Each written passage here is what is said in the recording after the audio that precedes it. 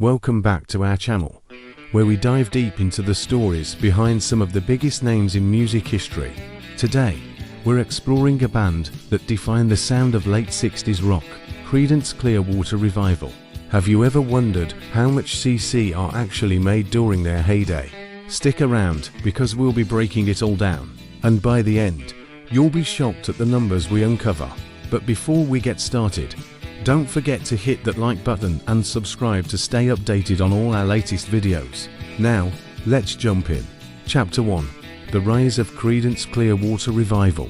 Creedence Clearwater Revival, or CCR, was formed in 1967 and quickly became a household name, with hits like Proud Mary, Bad Moon Rising, and Fortunate Son.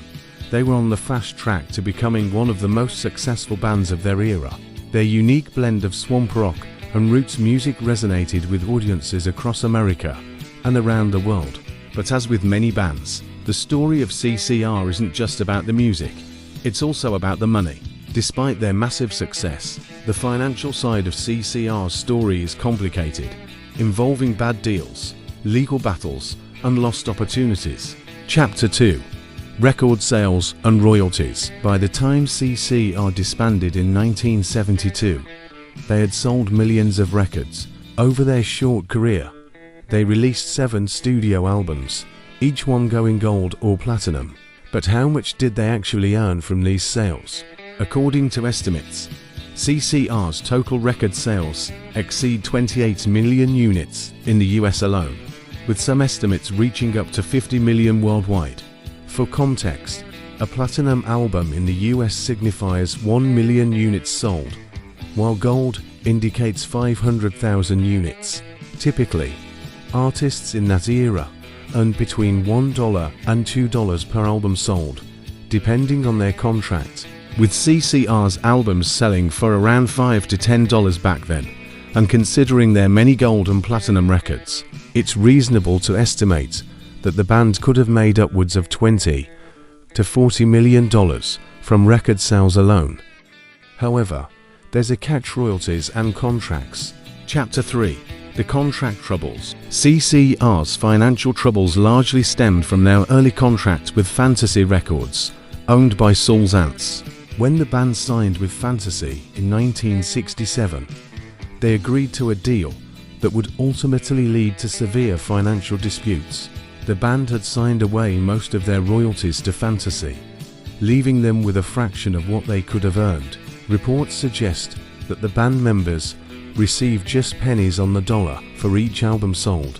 John Fogerty, the band's lead singer and primary songwriter, later revealed that the band made very little from their enormous record sales due to the unfavorable contract. In fact, Fogerty spent years in legal battles with Zaentz over unpaid royalties and the ownership of his songs. These disputes lasted well into the 1980s and beyond, severely limiting how much CCR actually took home from their success. Chapter 4. Touring and concert earnings. Live performances were another significant source of income for CCR. The band was known for their energetic and no-nonsense live shows, playing packed arenas and festivals across the country. During their peak, CCR was reportedly earning around $100,000 per concert, an impressive figure for the time.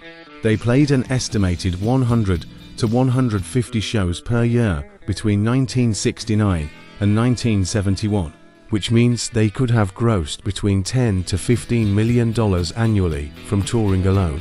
But again, it's important to consider the costs. Management fees, production expenses, and taxes would have taken a large bite out of those earnings. After splitting the remainder among the band members, their take-home pay was far less than it might seem. Chapter 5. Where did the money go? So, with all these millions rolling in, why didn't CCR end up with rockstar-level wealth? The truth lies in the mismanagement, bad contracts, and disputes that plagued the band. Aside from the royalties locked up by Fantasy Records, there were other expenses. The band had to cover their tour costs, pay their managers, and like everyone else pay taxes.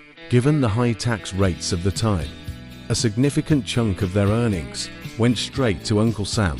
Additionally, the band members didn't always see eye to eye on financial matters, leading to further rifts. By the time CCR disbanded, the members had earned far less than their chart-topping success would suggest. Chapter 6: Solo Careers and Legacy. After CCR disbanded, John Fogerty went on to have a successful solo career. However, his earnings from these endeavors didn't come close to what CCR could have made if they had avoided their legal and financial troubles. Meanwhile, the legacy of CCR's music continued to grow. Even though the band members didn't receive all the earnings they deserved, their songs remained popular, bringing in royalties from radio play, streaming, and licensing.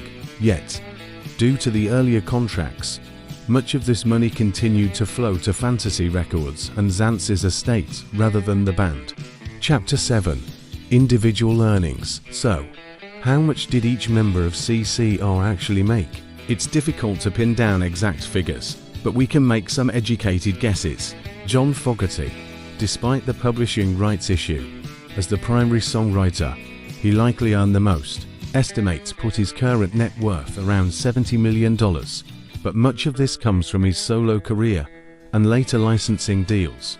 Tom Fogerty, John's brother, left the band in 1971 and passed away in 1990.